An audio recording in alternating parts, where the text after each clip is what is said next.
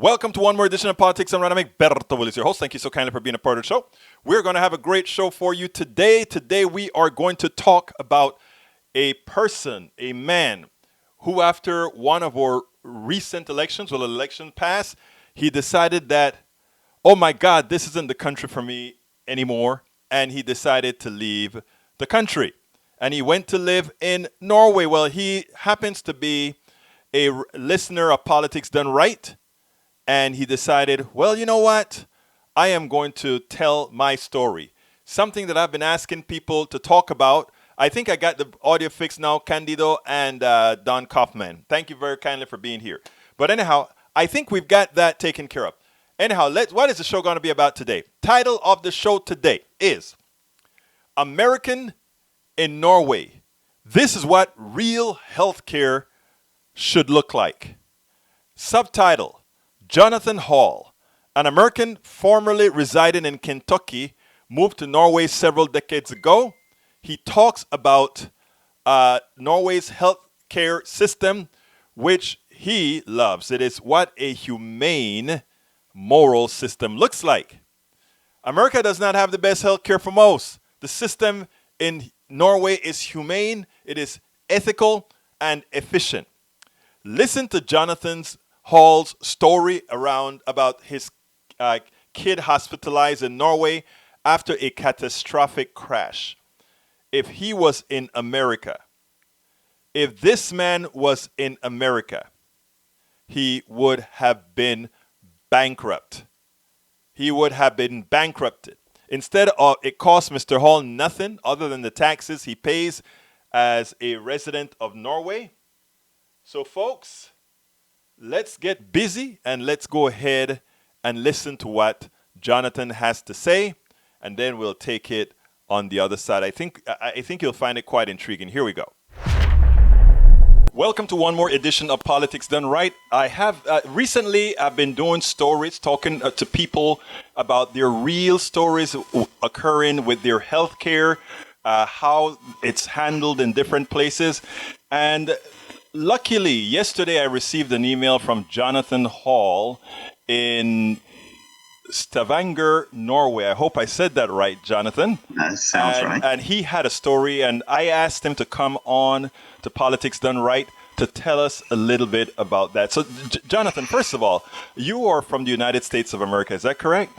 That's correct, yes. And what blew you over to Europe, to Norway? Okay, well, that's another story, but in 1984, in the beginning of November of 1984, we had an election in the United States. I was working in Kentucky, in my hometown there, Lexington, and that Wednesday, man, I looked at that big map with all those red states on it, and I said, "The hell with this!" In the beginning of November of 1984, we had an election. I'm just gonna run, and I hung around to Thanksgiving, and then I was gone. Also, you are braver than most. A lot of people felt that way, and they decided to just, some were able to leave, and lucky you were able to get out and do what you wanted to do. But anyhow, one of the issues that I speak a whole lot about is Medicare for all. I speak a lot about healthcare. And what we find here is that we have a healthcare system that I consider very evil, but most Americans have a tendency to believe that this is the best you have. This is the best one can expect. I was happy to hear from you because you have a story to tell. So what I would love for you to do is to tell us your story with healthcare in Norway, where you're at right now. Okay. I've lived in Norway for 32, almost 33 years now. And the health care that I have received myself has been excellent. Fortunately, thankfully, I haven't had any serious problems myself, but I've been in the hospital once for an appendicitis, and it was fixed. And I was there for I was there for several days. They wouldn't let me out until they were absolutely sure that everything was fixed. This is 15, 20 years ago. Mm-hmm. 2 years ago, our son, who was 17 at the time, got in a motorcycle accident. He had, as a result of that, he had massive brain trauma. And they put him in an induced coma. Mm-hmm. He was in an induced coma for about 6 weeks. After that, most of that time was in the ICU.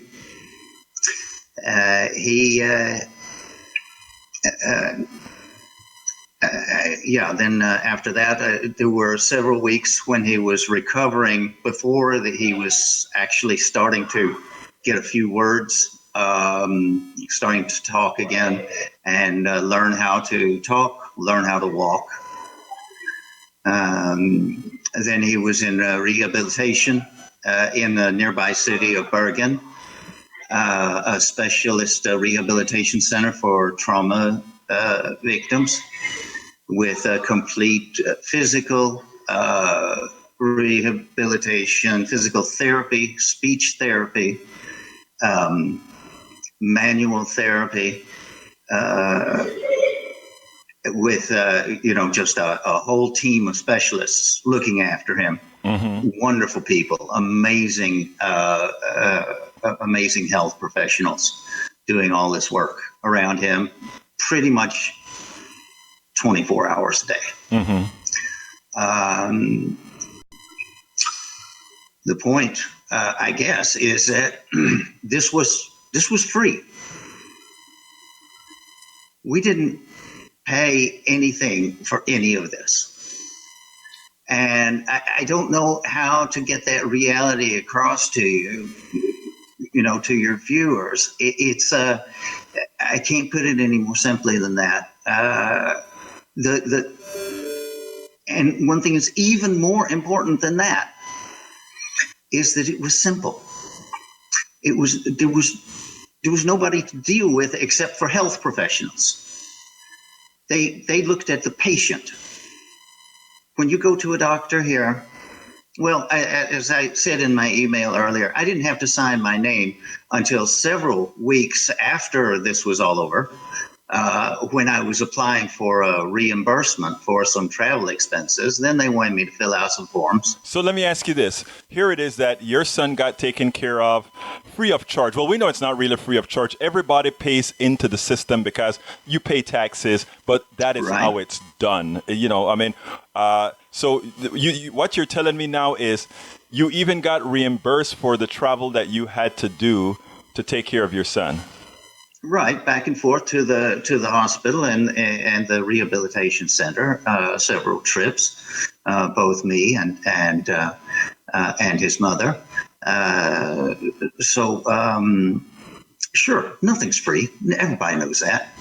I'm not going to try to fool you or put out some kind of utopian bull thing. It's of course, we pay taxes. They're moderate. It costs. Life is expensive, but I get back to this, and we could go into the details about the taxes and stuff here. I compared it with people I've talked to in the United States, and they said, "Oh, well, that's not too bad." Because what is amazing, Jonathan, is a lot of people don't realize if you have to have insurance, right? Because you want to make sure you're taken care of, and your insurance is costing you $15,000 a year, which is pretty inexpensive here in the United States. That is effectively another $15,000 a year tax you're paying anyway. Right. The only difference is that it's going to a whole lot of rich fat cats who who skim that to make a few people profits. You don't have that in Norway. Right.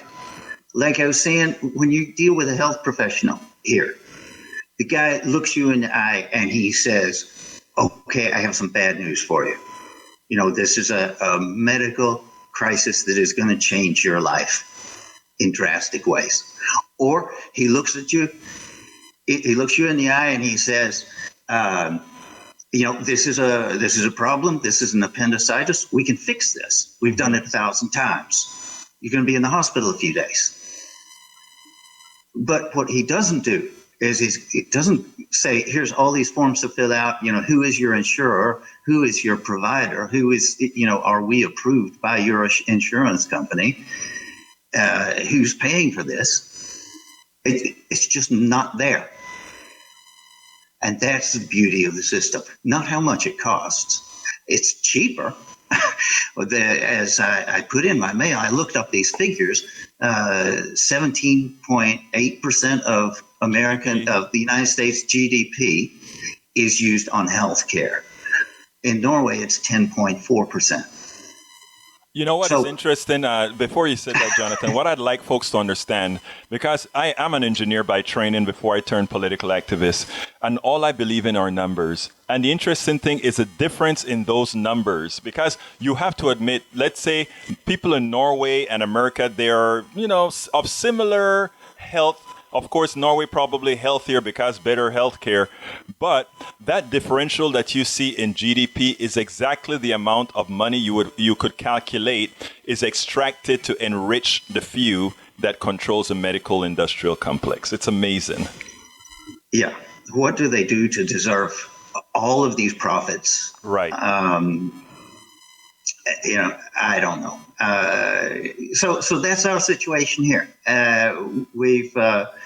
It's been like this since 1910, I think. Mm-hmm. Right. It's just a matter, of course, that your health care is part of what you pay for when you make this contract with society. That I'm going to go to work, pay taxes. And when I go to the doctor, when my neighbor goes to the doctor, even if I'm healthy all my life, when my neighbor goes to the doctor, I can go over to him and take him a box of candy and say, get well soon. I don't have to worry about him losing his house. It's what I think you mentioned that Michael Moore was over there and the system was so good.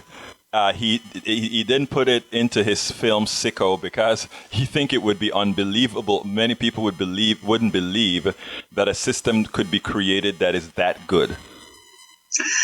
I saw this somewhere, and I haven't had a chance to look it up again. I think you'd probably find it on YouTube. He did an extra report from Norway as a kind of addendum or appendix to Sicko.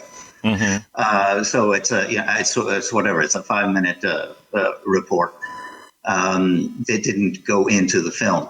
Mm-hmm. So yeah, the system here is more streamlined and cheaper and easier than in a lot of countries. Now, did your son have to wait in a waiting room at all when he had that emergency? No, it was right into. He was way out in the wilderness. We live in some of the most beautiful, scenic country in the world. It's just amazing. And he was out in a place where it's kind of hard to get to. So they took him from the top of this road. They took him in an ambulance to a nearby village where he was transported by helicopter to the hospital. And how much did the helicopter cost you? What? That's my point. I was being funny because over here, when they live flight you, you're talking about $8,000 to $10,000. Right. I don't know how you deal with it. I honestly don't. I was fairly young when I moved. I was pretty much just out of school, and I'd been working for a couple of years, but I hadn't really started on an adult life. I hadn't been dealing with all of these real problems that you all do. But when I talk to somebody there who has gone through some of this, and they start talking about co-pays and providers and terms that I don't know anything about, I'm just like, you want to go to a doctor and you want to look them in the eye and say, what's wrong with me? What's wrong with my body? What is this that's affecting my family? How are we going to deal with this? You don't want to go in there and start talking about insurance. Well, let me just tell you, my daughter just had a stroke 2 weeks ago. She's 20 Yeah, years I old. heard about that, and I hope that works out. She's doing much better than any of us would have expected, and in fact, she went to her first class less than 2 weeks after her stroke. She's Good. still half blind in the eye, but my daughter is a trooper. She is a trooper. Yeah. But the thing about it, Jonathan, why I also wanted your story is you make it quite clear that you have an acquaintance that died at 50 years old in the United States. Tell us a story. Well, the story is that you grow up with these people, and I've known this guy since I was 18 or so. We went to school together. And we worked together. We played in a band together. We worked at the theater together, and he was such a charming guy and so funny and so full of life and amusement and love of life. And he had some, what started out as just minor health problems. He got some problems with his kidneys, and that didn't get taken care of because, as I put in my email, I said that he was a musician. I guess you'd call it an itinerant musician. He worked from day to day. He was always on the fringes of what we would call an adult employment situation, and over the years, he got his treatment in emergency rooms. Right. He couldn't afford to go anywhere else. So they would send him home as soon as they could. They would say, no, we can't treat this. We can give you something for the pain. We can put a plaster on it, but you don't put a plaster on, advanced, kidney stones and later on kidney failure that was treated in the emergency room. And with, I don't know about the admittance to the hospital at that time, but, it was just a complete fuck up. How can you deal with this without having just huge resources? So he, a couple of years before he died, there were several of us who realized how bad it was because he wasn't complaining about this. He was just going and fixing things up as best he could. And, we took up a collection. I don't know if it was together, it was a couple of $1,000s or something, but it was really nothing. And it was too little too late. It was a couple of years later that, somebody called me up and said, look, Matt went into the emergency room last night, and while we were waiting there, he had some kind of seizure, and they couldn't save him. So it's the wrong kind of treatment to give to a patient. Our system kills, and that's what I'm trying to express, Jonathan, to our audience is that we have a medical system that is not only corrupt, it's not only evil, it's not only immoral, but it actually kills. And people know that unhealthy, at least. Yes. And people know, people that run this system know that they're just using the people as income sources as opposed to trying to help them heal. I'm talking about those on the top. I'm not talking about the doctors. I'm not talking about the nurses. These are wonderful people, most of them. But the system just doesn't work. Look, in closing, what I want to talk to you about is, first of all, have you been back to the United States recently, or? I was there last time in October of 2016. Mm-hmm. And I was there in time to see the last debate between Hillary Clinton and Donald Trump, and I realized that we were in real danger of having this guy elected. It was a shocking experience. I wasn't just in rural Kentucky that time. I was also in New Orleans Right. and Los Angeles. So I had I got to see. I got some pleasure out of the trip as well. Okay. But sure, it's spooky to go back, and I'll be going back in a few weeks, and I hope that I wish everybody there the best. I think America is so full of wonderful, amazing people, Yes. and they deserve better. Yes. And they deserve a democracy. They deserve to have one vote count, one vote, one person count. Not all of this rigmarole like we've had in Iowa, like we have with the Electoral college. Yeah. I still vote. I'm going to vote in the global primary in the beginning of March, Super Tuesday. So you'll be voting, yeah. I'll be voting in November, of course. Well, let me tell you, Jonathan, I am going to post your videos and this interview, let people know what can be. And I am going to be doing a whole lot of these to ensure that we let Americans know that there's a better way. What we have here is a mainstream media that tries its best not to inform as they should. I mean, all our media have the ability to come out to Norway, to go to Sweden, to go to all these countries that have similar systems where people are taken care of. That our media don't do that tells us that it's a whole plutocracy that no matter what party is running, somehow they stick together to ensure that we have this corrupt, evil, and immoral healthcare system.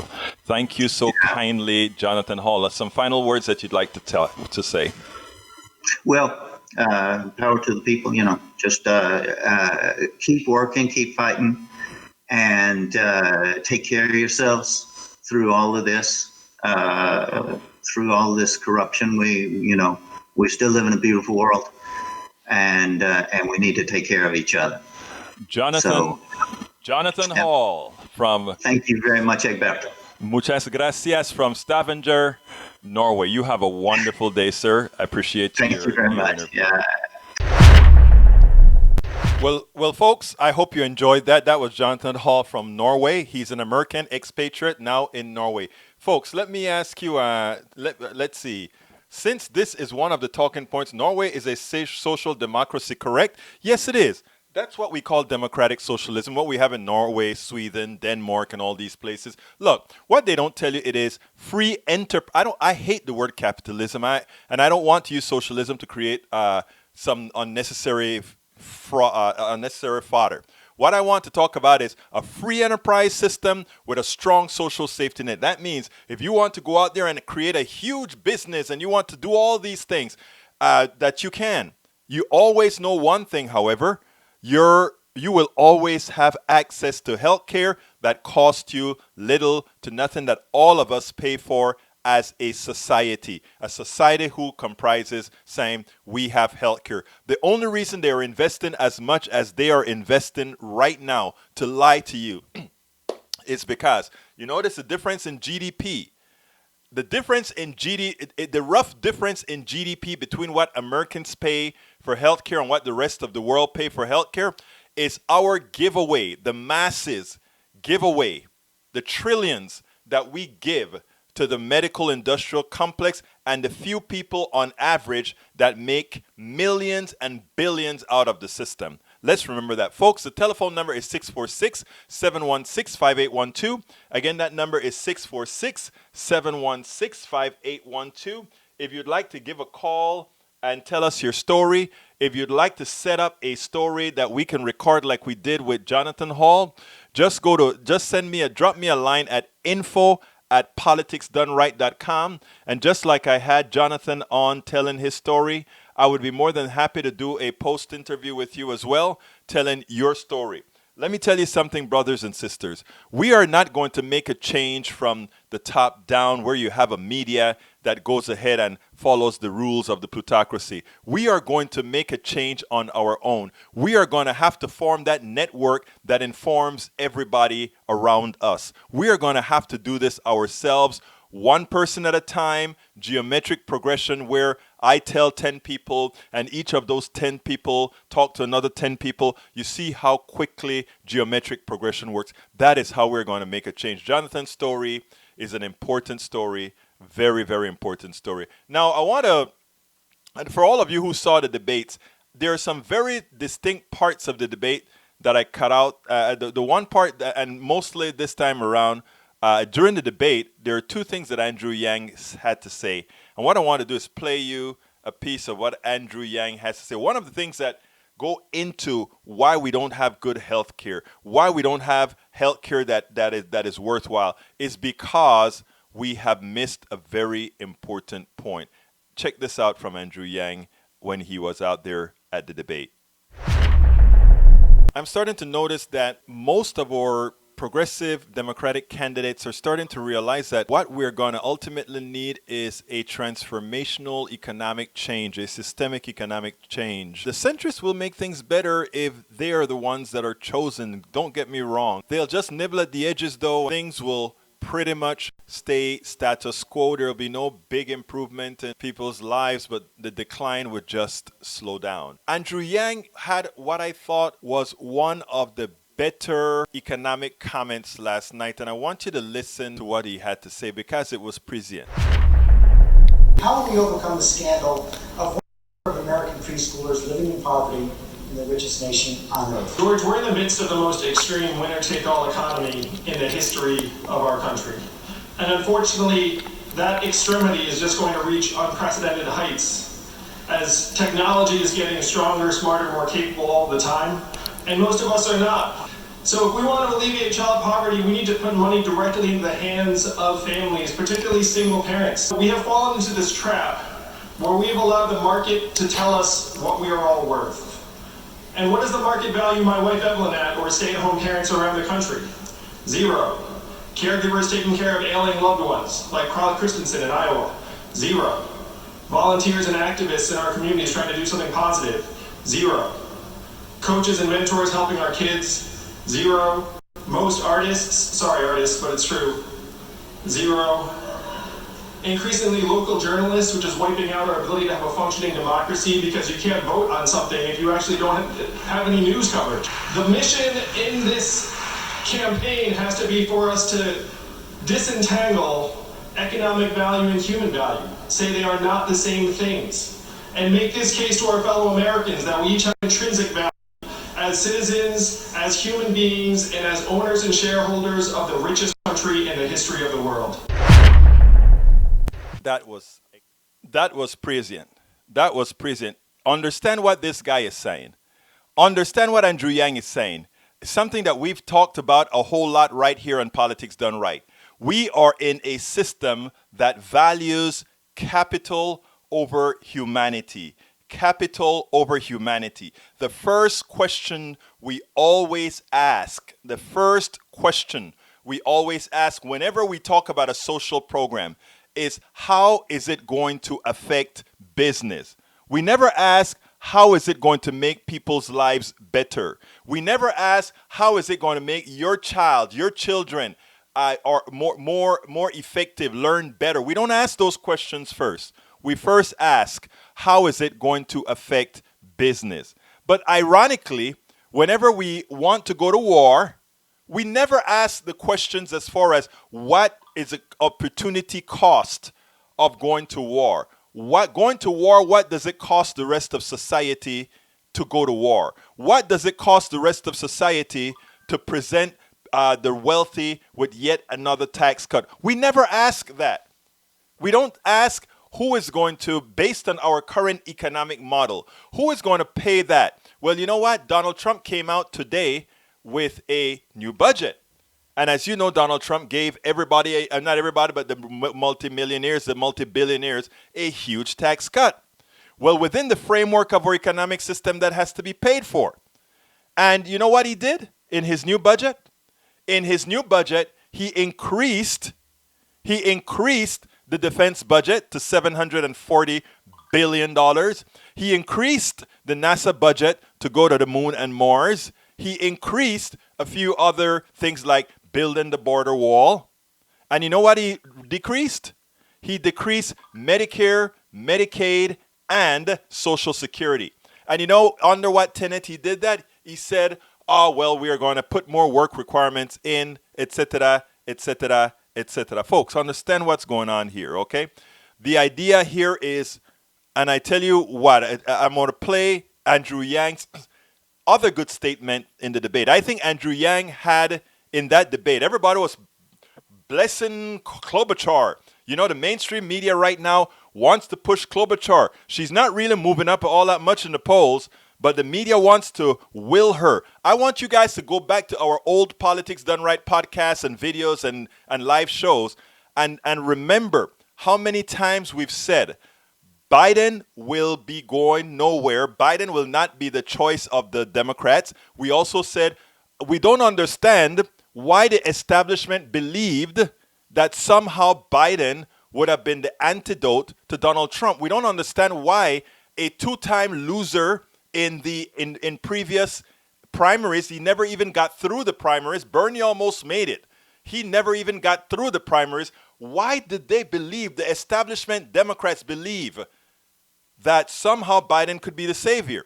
Well, these are the same guys, or the appendage of the same guys who ran the Iowa elections, who in a very small state could not get an app to calculate simple math and communicate it over the internet, and who put telephone numbers so that the Trump people could go ahead and sabotage people calling it in manually.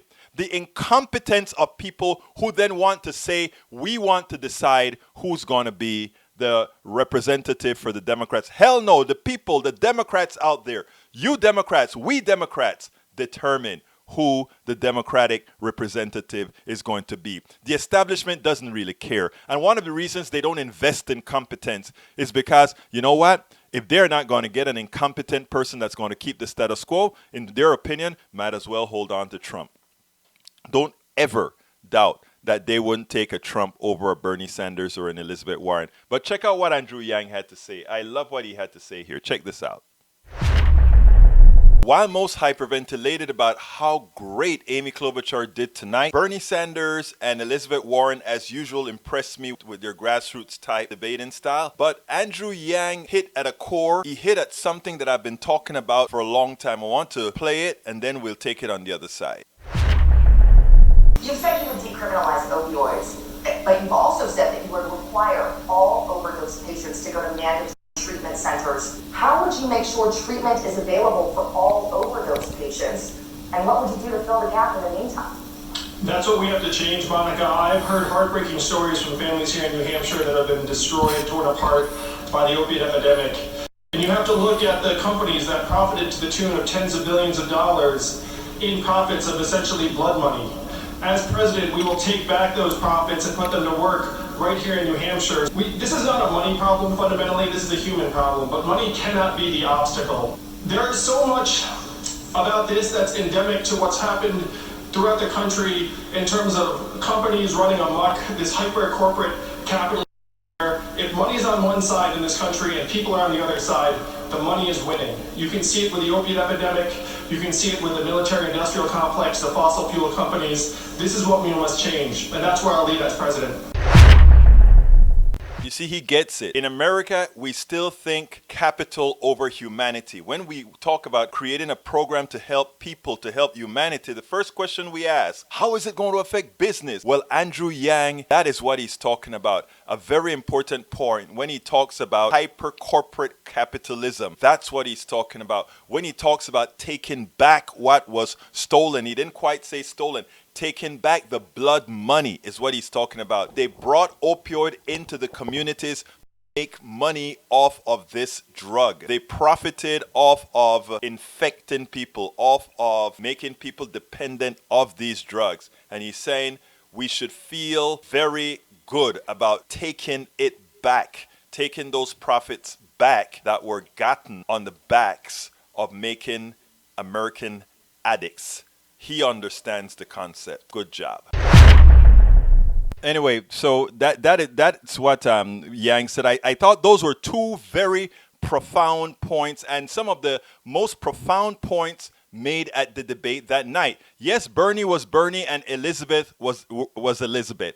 They are both stalwarts in the progressive movement. Those are the two that we know are the progressive stalwarts. The question then becomes, who is the other pieces that are going to tie it all together if we had a brokered convention? In listening to all these other people, what you get a chance to see is where you can build a coalition, not necessarily people that agree 100%, but people who's when put together can actually get above and beyond what the centrists, the people who are likely to give us the status quo, meaning they won't be worse than Trump, but they won't solve America's problem.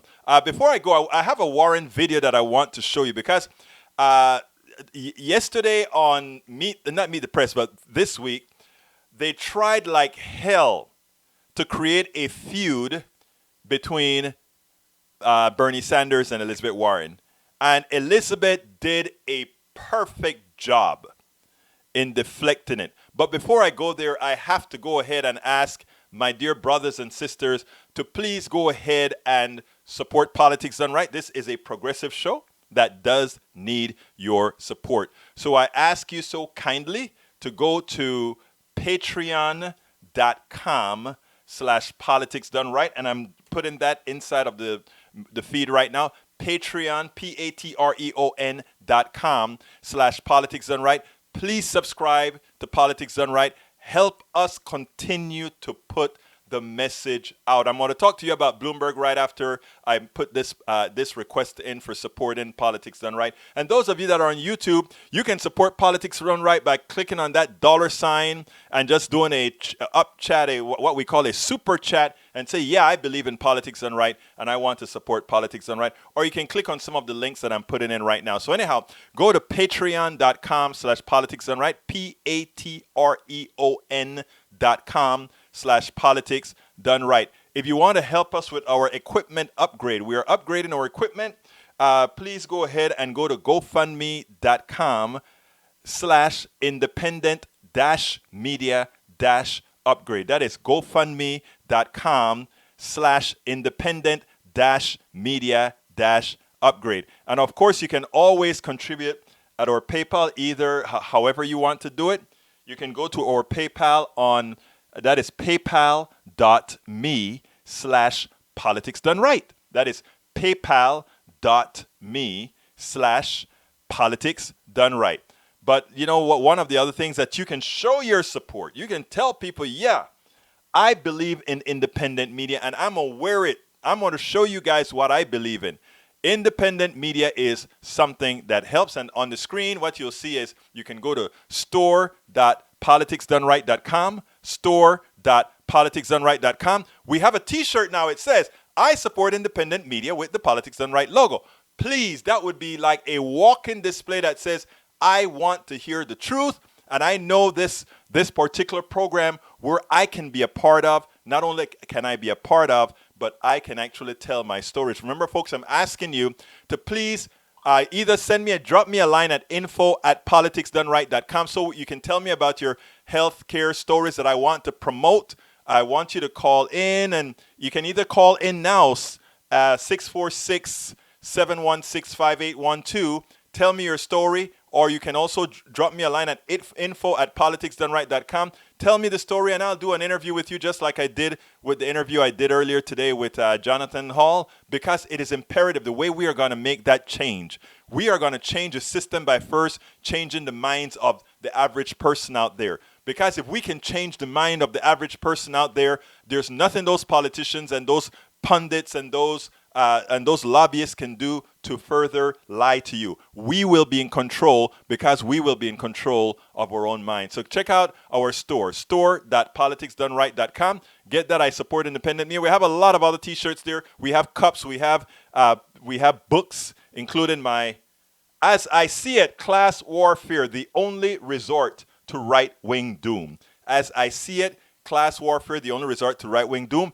This book will teach you everything you need to know about the economy in an easy to understand manner and why it is that we have to do what we're doing here. As I See It, Class Warfare, the Only Resort to Right-Wing. But all of that you can get at store.politicsdoneright.com. I ask you to support us. We work hard at this. And by the way, I always come and tell people about a little thing here. I'll always tell them, hey guys, do you know when I had a very catastrophic type of high blood pressure that almost killed me, I did certain things to make myself better. And I am telling the story in Lose Weight and Be Fit Now. All of that you can get at store.politicsdoneright.com. We need your support. We really do need your support. Okay, going back to the program, I'm always a little bit, we'll take a little 5 minutes here to promote what we do, but folks, we really cannot do it if you don't have a skin in the game, if you don't have a vested interest in the game. Okay, we're going to talk about that video that I told you about with Warren. And Lou, Mr. Lou Uriv, I'm going to answer your question about Bloomberg right after this video because it's very important. Your question is extraordinarily important. So let's go with what Warren had to say. Check out what Warren had to say here, and then we'll take it on the other side. Elizabeth Warren is one savvy politician, and she understands that there can be no real rift, no real blanket or wall placed between she and Bernie Sanders or any other progressive, and she did it perfectly as George Stephanopoulos attempted to, in a roundabout way, try to get her to attack Bernie Sanders. I want you to listen to this, and then we'll take it on the other side. I was talking to Vice President Biden about this, is the Republicans control the Senate right now. And he was making the case that it's going to be much, much harder for the Democrats to take control of the Senate if there's a Democratic socialist at the top of the ticket. You didn't take the opportunity to take that on Friday night. So look, I am not, I am a capitalist. I believe in markets. This is what I talk about all the time. There are areas where markets don't work, like in healthcare and in education. But there are a lot of areas where markets do work, and that's what gives us innovation, and that's what creates opportunity, and that's what can grow wealth. But markets need rules. Markets without rules are theft.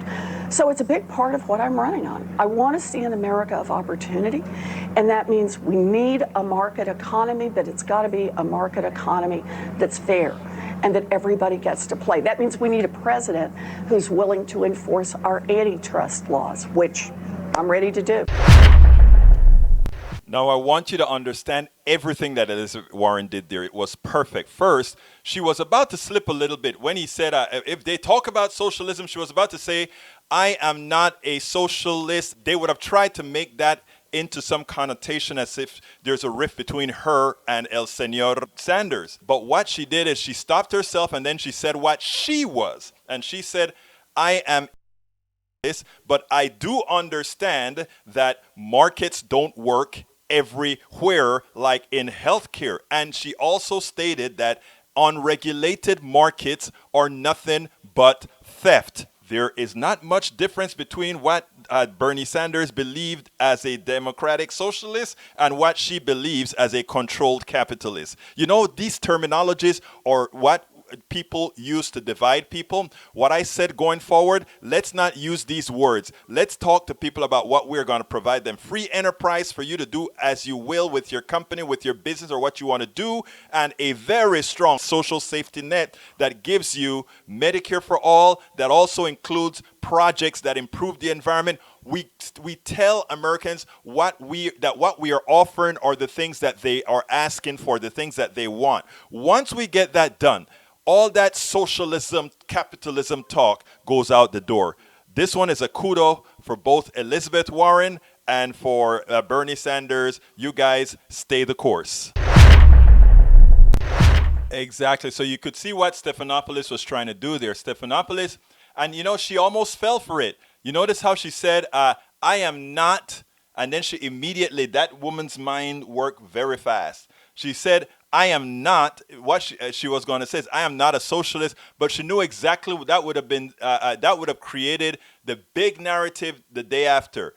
Elizabeth Warren contrasts herself with Bernie Sanders. She says she's not a socialist. Bernie says he's one. She says she's a... And then they'll run to Bernie and say, Bernie, there's a big rift between you and Elizabeth. Elizabeth says she's not like you. But here's the deal. They can start using monikers, names of anything. The reality is, what she wants is a strong free enterprise system where businesses and the markets can work, where the markets do work. And she also wants to have a state with a very, very strong social safety net. Social Security, Medicare, Medicare for all. That's all you need. Social Security, Medicare for all. Punto final. No necesitamos nada más después de esto. We need nothing else after that, because then our social safety net would be secure. Your health care is taken care of, and if you can't work or you're older, you're also taken care of. And we all as a society work hard and we pay taxes. We innovate and we pay taxes. We innovate based on everything that we have learned from others that came through generations. You know, society is something that grows upon itself. And what the current economics does is it tells a few that they can monopolize on the doings. They can monopolize on the achievements of everybody else. Achievements not attributed to them. They may just be able to manipulate capital, and using that capital, take advantage of what everybody else has to offer. When we learn those concepts, when we remove the indoctrination that somehow a stockbroker is worth something, that somehow a banker produces something, that somehow an investment banker says, oh, they produce nada, niet, nothing. Their salaries, their earnings are not because of their intellect. Their salaries and earnings is because they chose to do the easy thing, which is to work with the numbers. Some may say the smart thing because it makes them a lot of money, but that's all they do. The intellect comes from the engineer. The intellect comes from the doctor. The intellect comes from the scientist. The intellect comes from the teacher. Those are the bastions of society. The financial guys are not the bastions of our society.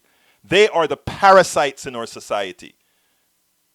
I'm talking about the bad ones. The good ones play their role, and they're not the ones that are extracting. They're the ones that keep order. They keep financial order. But the ones that are profiting out of this world, they are the parasites of society. Now to Mr. Lou Uri about Bloomberg.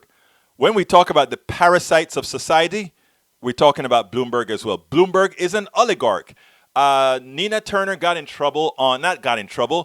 she mentioned that with Chris Matthews, and Jason Johnson, he had to take exception. Democrats shouldn't speak about Bloomberg like he is not an oligarch. To hell he's not. Bloomberg is an oligarch. He has a lot of money. Did he make that money from his intellect? No, he made that money based on how a capitalist structure works, which means if you have control of capital, you can keep growing capital much faster than anybody else, and that gives you power within a capitalist structure. For those of us who think this financial system is evil, that's the reason why. Because it's not meritorious. It doesn't reward those who most accomplish, those who most do. I mean, the person who invented a lot of products, they didn't get anything. So yes, Bloomberg is going to go up in the polls because he has very nice commercials out, very nice ads, Mr. Uriv. And Americans are still very susceptible to ads. I am hoping, let me tell you what I'm hoping. I'm hoping that there are a lot of politics done rights that spring up. I'm hoping a lot of people start doing what I'm doing. There are quite a few doing it right now, but I want a lot more doing it, because here's what we got to do.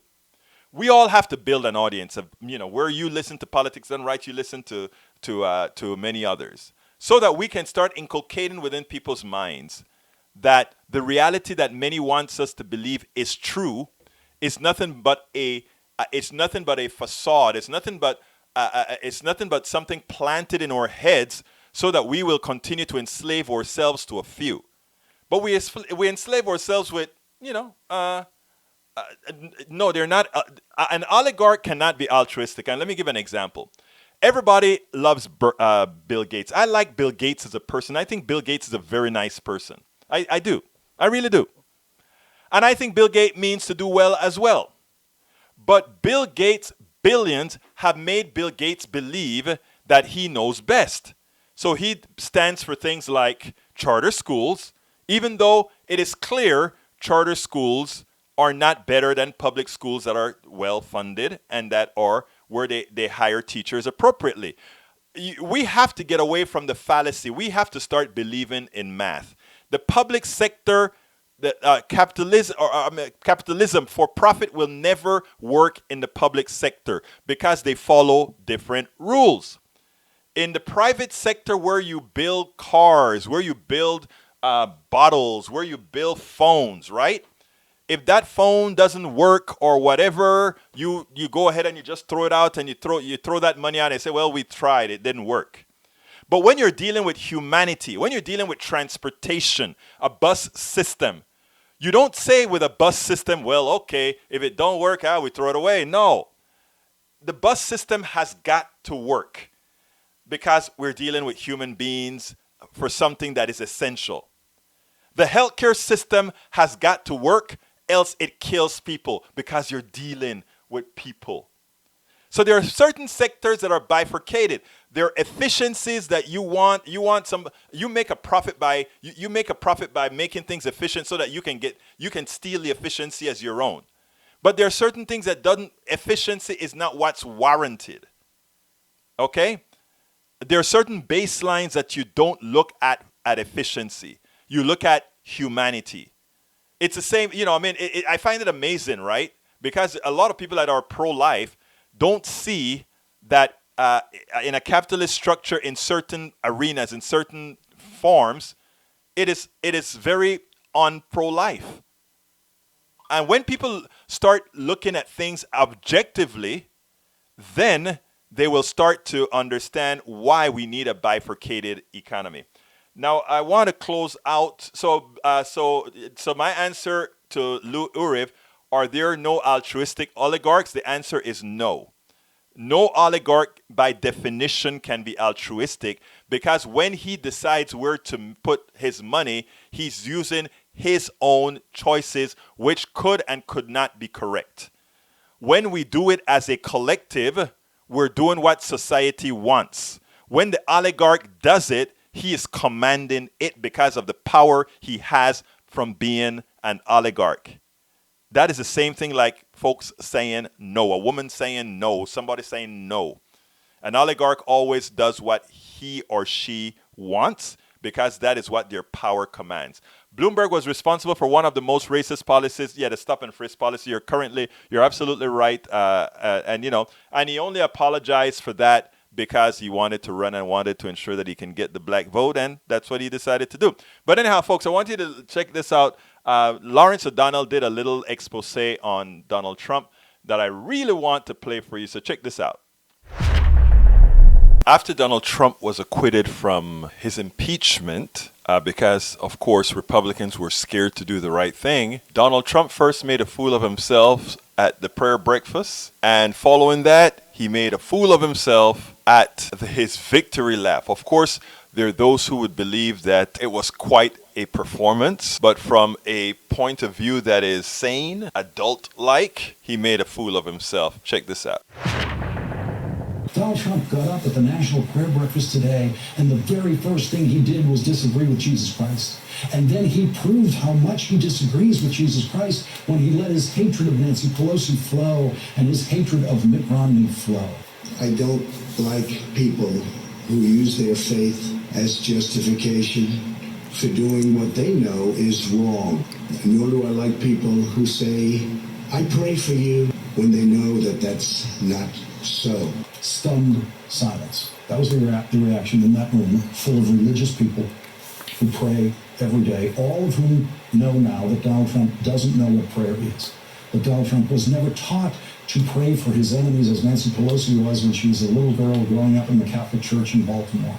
It seems that Donald Trump was never taught anything about love because later at the White House, when he spent an hour raging against his impeachment enemies and praising his impeachment allies, Donald Trump said one of the saddest things he has ever publicly said. He was praising his Republican ally, Congressman Steve Scalise, who was shot by a deranged man with a gun during a practice session for the annual congressional baseball game, and Donald Trump described encountering Steve Scalise's wife at the hospital. He got whacked, my Steve, right? I went to the hospital with our great first lady that night, right, Heather? And we saw a man that was not going to make it. I said, she loves you. Why do you say that? Because she was devastated. A lot of wives wouldn't give a damn. A lot of wives would have said, hey, yeah. I said, how's he doing? Oh, she couldn't even talk. She was inconsolable. Most wives would say, not good. Listen, I'm going home now. Does he mean at least two of his, or all of his, wouldn't care if he got shot? Where else could that thought come from? It could only come from a man who does not know what it is to love or be loved. Donald Trump demonstrated today that he has no comprehension of the concept of Christian love or romantic love or marital love, and he has no idea that nothing we have learned about his dealings with Ukraine or his obstruction of justice in the Mueller investigation or his paying off of Stormy Daniels, none of that is as perverse as what Donald Trump revealed about himself today. He does not now, never has, and never will understand the word love, and so he feels nothing when he separates children from their parents at the southern border. He feels nothing when he abandons the Kurds. He feels nothing when he's told that 64 soldiers have traumatic brain injury from the Iranian missile attack on our troops in Iraq. He feels nothing about any of those things and can lie and has lied about all of those things. Donald Trump feels no shame at being impeached by the House of Representatives. He feels no shame at being found guilty by 48 United States senators, including the first senator in history to find a president of his own party guilty in a Senate impeachment trial. Donald Trump feels no guilt. He has never felt guilt for anything. Donald Trump feels no embarrassment at being unable to comprehend anything about the concept of Christian love that was laid out for him today before he got up to speak at a prayer breakfast. The most dangerous thing about the most dangerous president that this country has ever had is that Donald Trump feels nothing. Prescient words. The most dangerous thing about the most dangerous president that this country has ever had is that Donald Trump feels nothing. And for those who follow him, that is something they should remember. Donald Trump feels nothing. So unless you're providing immediately needed service to you, again, Donald Trump feels nothing. Folks, that is the program for today. My name is Egberto Willies. This is Politics Done Right. Please go to store.politicsdoneright.com to get some of our t-shirts, etc. Or please go to patreon.com/politicsdoneright to subscribe, or just go to politicsdoneright.com and you'll see all those options. My name is Egberto Willies. This is Politics Done Right, and you know how I end this baby. I am what? Out!